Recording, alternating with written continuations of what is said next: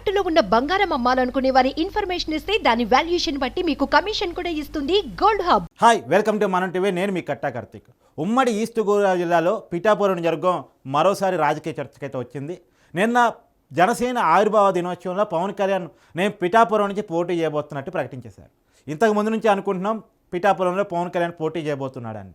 నిన్న పవన్ కళ్యాణ్ నోటి నుంచే పిఠాపురం నుంచి పోటీ చేస్తాను అని చెప్పడం ద్వారా పిఠాపురంలో పవన్ కళ్యాణ్ పోటీ చేయబోతున్నారనేటువంటిది అధికారికంగా అనౌన్స్ అయినటువంటి విషయం. కాబట్టి ఇది అధికారికం. అయితే పవన్ కళ్యాణ్ ఎప్పుడైతే ప్రకటించేశాడో పవన్ కళ్యాణ్ మీద ఎప్పుడూ అగ్గి మీద గుగ్గులమై సోషల్ మీడియాలో పోస్టులు పెట్టి కామెంట్ చేసి సినిమాలు తీసి రాజకీయ ప్రచారం చేసేటువంటి సినిమా డైరెక్టర్ వర్మ నేను కూడా పిఠాపురం నుంచి పోటీ చేయబోతున్నాను, పవన్ కళ్యాణ్ మీద పోటీ చేయబోతున్నాను అని చెప్పేసి సోషల్ మీడియా వేదికగా ప్రకటించేశాడు. ఈ వార్త కూడా నేషనల్ మీడియాలో కూడా వచ్చేసింది. అయితే పవన్ కళ్యాణ్ వర్సెస్ వర్మ. అయితే వర్మ వైసీపీ నుంచి పోటీ చేస్తారా లేదా ఇండిపెండెంట్గా పోటీ చేస్తారా? ఇక్కడ క్లారిటీ రావాల్సింది. ఎందుకంటే వర్మ వైసీపీకి అనుకూలంగా ఉంటూ వస్తున్నారు. జగన్మోహన్ రెడ్డి కోసం సినిమాలు చేస్తూ ఉన్నారు. జగన్మోహన్ రెడ్డి కోసం సినిమాలు తీయటమే కాదు, తీయబడి సినిమాల్లో చంద్రబాబు నాయుడిని పవన్ కళ్యాణ్ని విలన్గా చూపించే ప్రయత్నం చేస్తున్నాడు. కాబట్టి వైసీపీకి అనుకూలంగా ఉండే వర్మ వైసీపీ క్యాండిడేట్గా వైసీపీ పార్టీ తరఫున పోటీ చేస్తారా? ఇక్కడే ఒక క్వశ్చన్ మార్క్ కనపడుతూ ఉంది. ఆయనైతే నేను పోటీ చేయబోతున్నట్టు ప్రకటించారు. ఎందుకంటే ఇప్పటిదాకా వైసీపీ క్యాండిడేట్గా మామూలుగా ఆ నియోజకవర్గ ఇన్ఛార్జిగా వంగా గీతను ఇప్పటికే ప్రకటించున్నారు. అయితే వంగా గీత కాదు పవన్ కళ్యాణ్ పోటీ చేస్తే వంగా గీతను వదిలేసి ముద్రగడ్డను కానీ, ఈ మధ్యనే ముద్రగడ పద్మనాభం వైసీపీ పార్టీలో చేరటం మీ అందరికీ తెలుసు. కాపు నాయకుడు ముద్రగడ పద్మనాభం మాజీ మంత్రి ఆయన్ని కానీ, లేదు వాళ్ళ అబ్బాయి ముద్రగడ గిరిని కానీ పవన్ కళ్యాణ్ మీద రంగంలో దింపాలి. పవన్ కళ్యాణ్కి స్ట్రాంగ్ ఓట్ బ్యాంకు కాపు ఓట్ బ్యాంక్ కాబట్టి ఓ కాపు నాయకుడి ద్వారానే పవన్ కళ్యాణ్ చెక్ పెట్టాలని చెప్పేసి వైసీపీ ప్లాన్ చేస్తుంది. అదే ఇదే సమయంలో వర్మ నేను సైతం అంటూ ట్వీట్ పెట్టడం ద్వారా వర్మ వార్తల్లోకి వచ్చారు. అయితే వివాదాల్లో ఉండటం, వార్తల్లో ఉండటం వర్మ కొత్త కాదు. ఒకవేళ పవన్ కళ్యాణ్ వర్మ ఇద్దరు పోటీ చేస్తే ఎవరికి విజయ అవకాశాలు ఉండే అవకాశం ఉంది? పిఠాపురం ప్రజలు ఎవరో మొగ్గు చూపించే అవకాశం ఉంది. అదే మాట్లాడుకునే ప్రయత్నం చేద్దాం. వాస్తవానికి పవన్ కళ్యాణ్ గురించి మాట్లాడుకుంటే ఆయన జనసేన అధ్యక్షుడిగా ఉన్నారు. గత ఎన్నికల్లో ఫస్ట్ టైం ఆయన పోటీ చేశారు. 2014లోనే ఆయన పార్టీ పెట్టినప్పటికీ కూడా ఆ రోజు ఎన్నికల్లో పోటీ చేయలేదు. టీడీపీ బీజేపీ కూటమికి తన మద్దతు ప్రకటించేశారు. కానీ పోయినసారి ఎన్నికల్లో టీడీపీని బీజేపీని కాదని వామపక్షాలు బీఎస్పీతో కలిసి ఎన్నికల్లోకి వెళ్ళారు. ఆయన భీమవరం గాజువాక నుంచి పోటీ చేశారు. కానీ ఆ రోజు లెఫ్ట్ పార్టీల బలం చిన్నగా కావటం వల్ల కానీ జనసేన ఒంటరిగా పోవటం, మొదటిసారి ఎలక్షన్స్ ఫేస్ చేయడం వల్ల దేనివల్ల అయితే కానీ భీమవరం గాజువాక 2 చోట్ల ఆయన ఓడిపోయారు. ఈసారి పిఠాపురం నియోజకవర్గాన్ని ఎంచుకున్నారు.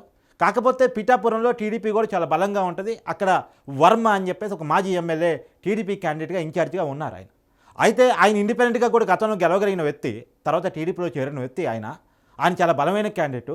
పోయినసారి ఎన్నికల్లో ఆయన ఓడిపోవడానికి కారణం ఏంటి అంటే పోయినసారి టీడీపీ క్యాండిడేట్ టీడీపీ గాను, జనసేన క్యాండిడేట్ జనసేన గాను పోటీ చేయడం వల్ల ఓట్ల చీలిక వల్ల ఆ రోజు వైసీపీకి ఉన్న వేవ్ కూడా కారణం కావటం వల్ల అక్కడ వైసీపీ తరఫున దొరబాబు గెలిచారు పిఠాపురం ఎమ్మెల్యేగా, వైసీపీ క్యాండిడేట్గా. ఆ రోజు ఎమ్మెల్యేగా గెలిచినటువంటి దొరబాబు ఈసారి టికెట్ దక్కలేదు. ఆయన అసంతృప్తిగా ఉన్నారు. ఆయన వంగా గీత పోటీ చేసినా, లేదా వర్మ పోటీ చేసినా, ముద్రగడ పద్మనాభం పోటీ చేసినా ఆయన వాళ్ళకి సహకరిస్తాడా లేదా, వైసీపీకి సహకరిస్తాడా లేదా అనేది పెద్ద డౌట్. ఎందుకంటే ఆయన జనసేన పార్టీలో చేరడం కోసం చాలా ప్రయత్నం చేశాడు. జనసేన పార్టీ నుంచి అక్కడ టికెట్ తెచ్చుకోవాలని చాలా ప్రయత్నం చేశారు. కానీ పవన్ కళ్యాణ్ గారు తానే పోటీ చేద్దాం అనుకున్నా, లేదా టీడీపీ వర్మ అక్కడి నుంచి పోటీ చేస్తారు ఒకవేళ పవన్ కళ్యాణ్ పోటీ చేయకపోతే, కాబట్టి అక్కడ దొరబాబుని క్యాండిడేట్గా తీసుకోలేదు, దొరబాబుని పార్టీలో తీసుకోవడం జరగలేదు. కాకపోతే ఆయన జనసేనలోకి అవకాశం లేకపోవటం వల్ల, టీడీపీకి ఆల్రెడీ ఒక ఇన్ఛార్జ్ ఉండటం వల్ల ఆయన ఏ పార్టీలో చేరే అవకాశం లేకపోవడం వల్ల వైసీపీలోనే ఉండిపోయాడు, కానీ అసంతృప్తిగా ఉండిపోయాడు. ఇప్పుడు ఆయన ఎవరికి సహకరిస్తాడు? ఒకవేళ పవన్ కళ్యాణ్ పోటీ చేస్తే పవన్ కళ్యాణ్ కోసం పనిచేస్తాడా, రేపైనా ఏదైనా రాజకీయ పదవి దక్కిద్దని? లేదు అంటే వైసీపీతోనే ఉండిపోయి వైసీపీ నిలబెట్టిన అభ్యర్థి కోసం పనిచేస్తాడా అనేటువంటిది చూడాల్సి ఉంది. ఇది పవన్ కళ్యాణ్ గారికి సంబంధించి ఆయన మొట్టమొదటిగా పిఠాపురం నుంచి పోటీ చేయబోతున్నారు. జనసేన పవన్ కళ్యాణ్ పిఠాపురం నుంచి పోటీ చేస్తున్నారు. దత్తాత్రేయుల అవతారమైన శ్రీపాద శ్రీవల్లభుడు జన్మస్థలం అది, శక్తిపీఠం అది. అక్కడి నుంచి పోటీ చేస్తాం. పిఠాపురంలో కాపు ఓట్ బ్యాంక్ చాలా ఎక్కువ, దీని తర్వాత బీసీ ఓట్ బ్యాంక్ చాలా ఎక్కువ, దాని తర్వాత ఎస్సీ ఓట్ బ్యాంక్ ఎక్కువ. అయితే కాపులంతా జనసేనకే ఓటేస్తారా? ఒకవేళ ముద్రగడ పద్మనాభం నిలబడితే ముద్రగడ పద్మనాభాన్ని కాపులను చేర్చుకుంటారా అనేది వైసీపీ వేస్తున్న లెక్క. వంగా గీత కూడా కాపే కదా, ఆమెకు కూడా మంచి పేరే ఉంది వాస్తవానికి. పిఠాపురంలో పరిచయాలు, బంధుత్వాలు, బంధాలు చాలా ఉన్నాయి ఆమెకి. మంచి అభ్యర్థి అనే పేరుంది. కాకపోతే పవన్ కళ్యాణ్ ఒకసారి నిలబడిన తర్వాత ఒకవేళ టీడీపీ వర్మ కనుక మనస్ఫూర్తిగా పవన్ కళ్యాణ్ కోసం పనిచేస్తే, అంటే టీడీపీ జనసేన కోఆర్డినేషన్ కలిస్తే పవన్ కళ్యాణ్ విజయం చాలా ఈజీ అవుతుంది, పెద్ద మెజార్టీ కూడా వస్తుంది. నేను చెప్తున్నాను కదా, 2014లో ఇక్కడ వాళ్ళ క్యాండిడేట్ గెలవడం జరిగింది, 2019లో మాత్రం టీడీపీ ఓడిపోవడం జరిగింది. కారణం ఏంటంటే విడివిడిగా పోటీ చేయటం. ఇప్పుడు కనుక కలిసి పోటీ చేస్తే ఓట్లు కూడా కరెక్ట్గా ఒకలోటు ఒకరికి అంటే ట్రాన్స్ఫర్ చేసుకోగలిగితే ఖచ్చితంగా టీడీపీ, బీజేపీ, జనసేన అభ్యర్థి ఎవరైతే ఉన్నారో వాళ్ళు గెలవడానికి స్కోప్ ఉంది ఈ పిఠాపురంలో. సరే, వర్మ పోటీ చేస్తే ఏంటి పరిస్థితి? వర్మ నాకు తెలిసి రాజకీయంగా ఫస్ట్ టైం ఎన్నికల్లో పోటీ చేస్తున్నాడు. అతను సినిమా డైరెక్టర్గా చాలా మంచి పేరు, ఒక టైంలో చాలా బాగా మంచి డైరెక్టర్ కూడా. శివ పేరుతో ఒక ట్రెండ్ క్రియేట్ చేశాడు తెలుగు సినిమాల్లో. తర్వాత బాలీవుడ్ కూడా సర్కార్ అయితే ఏంది, రంగీరా అయితే ఏంది, చాలా మంచి సినిమాలు చేశారు. బాలీవుడ్ కూడా తనదైన మార్క్ చూపించుకున్నారు. తర్వాత తెలుగు సినిమాలకు దూరం అయ్యాడు. కానీ చాలా తర్వాత మళ్ళీ తెలుగు సినిమాలు తిరిగి వచ్చేసి వివాదాల సినిమాలు, కాంట్రవర్సీ సినిమాలు, అంటే బయోపిక్లు తీయటం, రాజకీయ వివాదాలను సినిమాలుగా తీయటం, జరిగినటువంటి ఇన్సిడెంట్ సినిమాలుగా తీయటం, ఏదో ఒక లైన్ తీసుకొని ఒకరికి అనుకూలంగా సినిమాలు చేసి ఇంకొకరికి విలన్గా కించపరచడం, ఇలాంటి వర్మ చేస్తూ ఉన్న పని ఈ మధ్యకాలంలో. వర్మ వివాదాలకి కేర్ ఆఫ్ అడ్రస్గా మారిపోయాడు. అమ్మాయిల పట్ల విపరీతమైన కామెంట్లు చేస్తాడు, పొలిటికల్ లీడర్ పట్ల విపరీతమైన కామెంట్లు చేస్తాడు. ఒక సినిమా డైరెక్టర్కి అవసరమైన పని తప్ప అనవసరమైన పని అంతా వర్మ చేస్తాడు. అందుకని వర్మ వివాదాల వర్మగా మారిపోయాడు ఈ మధ్యకాలంలో. వర్మ మా కర్మ అంటూ కూడా చాలామంది టాలీవుడ్ వ్యక్తులే విమర్శించిన సందర్భాలు కూడా ఉన్నాయి. రెండోది పవన్ కళ్యాణ్ని, చిరంజీవిని, చంద్రబాబుని వ్యక్తిగతంగా కామెంట్ చేస్తూ ఉంటాడు వర్మ. అయితే ఆ వర్మ వస్తే ఏంటి పరిస్థితి అంటే, వర్మ వైసీపీ తరపున వస్తే వైసీపీ ఓట్ బ్యాంక్ ఏమన్నా పట్టడం వల్ల వర్మకి ఏమన్నా ఓట్ బ్యాంక్ వస్తాం, కానీ వర్మ కనుక ఇండిపెండెంట్గా పోటీ చేస్తే డిపాజిట్ రావడం కూడా కష్టం. ఎందుకంటే వర్మ ఫ్యాన్ ఫాలోయింగ్ సపరేట్, అది జనరల్ పబ్లిక్లో ఫ్యాన్ ఫాలోయింగ్ ఉండదు. అతను ఫ్యాన్ ఫాలోయింగ్ అది ఒక సపరేట్ కేటగిరీ. ఇప్పుడు ఆయన సినిమాలు కూడా పెద్దగా ఆడట్లేదు. ఒకప్పుడు గొప్ప డైరెక్టరే, ట్రెండ్ క్రియేట్ చేసిన డైరెక్టరే, అది నో డౌట్. తెలుగులోనే కాదు బాలీవుడ్లో కూడా తన మార్క్ చూపించుకున్న డైరెక్టరే. కానీ ఇప్పుడు వర్మ అప్పుడు వర్మ ఒకటే అని చెప్పలేము.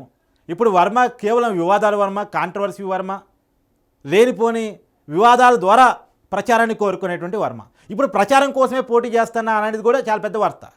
ఎప్పుడూ ప్రచారంలో తన పేరు నానాలి, వార్తల్లో తన పేరు నానాలి, అందరూ తన గురించి చర్చించుకోవాలి, తను తిట్టాలి, పొగడాలి, ఏదో ఒకటి జరుగుతుండాలి అని కోరుకునే వ్యక్తి వర్మ. దానికోసమే ఈ కామెంట్ చేశాడు అనేది కూడా చూడాల్సింది. కానీ వర్మ కనుక పోటీ చేస్తే పిఠాపురంలో డిపాజిట్ కూడా దక్కే అవకాశం ఉండదు. నార్మల్ పబ్లిక్ వర్మ కనెక్ట్ గారు, రెండోది మహిళా ఓట్ బ్యాంక్ వర్మ కనెక్ట్ గారు. నాకు తెలిసి వైసీపీ వర్మకి అయితే టికెట్ ఇచ్చే అవకాశం ఉండదు. వర్మని వాళ్ళ క్యాండిడేట్గా పెట్టరు. వర్మతో పని చేయించుకుంటారు, ఏదైనా డబ్బులు కావాలంటే చూస్తారు, లేదంటే పార్టీ అధికారులకు మళ్ళీ తిరిగి అధికారులకు వస్తే ఏదైనా నామినేటెడ్ పోస్ట్ కావాలంటే ఇస్తారు. రాజకీయాలంటే ఇంట్రెస్ట్గా ఉంటే ఏదైనా జగన్మోహన్ రెడ్డి ఇవ్వగలిగితే ఇస్తాడేమో, కానీ పబ్లిక్లో క్యాండిడేట్గా మాత్రం వర్మని పెట్టరు. ఎందుకంటే నేను చెప్తున్నాను కదా, వర్మ కనుక పోటీ చేస్తే ఇంకా ఈజీ అవుతుంది పవన్ కళ్యాణ్ విజయం. కాబట్టి ఆయన పార్టీ క్యాండిడేట్గా అయితే ఉండే అవకాశం లేదు. పోటీ చేస్తే ఇండిపెండెంట్గా పోటీ చేయాలి, ఇండిపెండెంట్గా పోటీ చేస్తే డిపాజిట్ కూడా రాదు. కాబట్టి నేను అనుకోవటం పవన్ కళ్యాణ్ అయితే ఖచ్చితంగా పిఠాపురం నుంచి పోటీ చేస్తున్నాడు. వైసీపీ తరఫున ఇప్పుడున్న వంగా గీత అయితే ఉండే అవకాశం ఉండకపోవచ్చు. ముద్రగడ పద్మనాభం, ముద్రగడ గిరి, ఈ వర్మ, వీళ్ళలో ఎవరు క్యాండిడేట్గా ఉంటారు?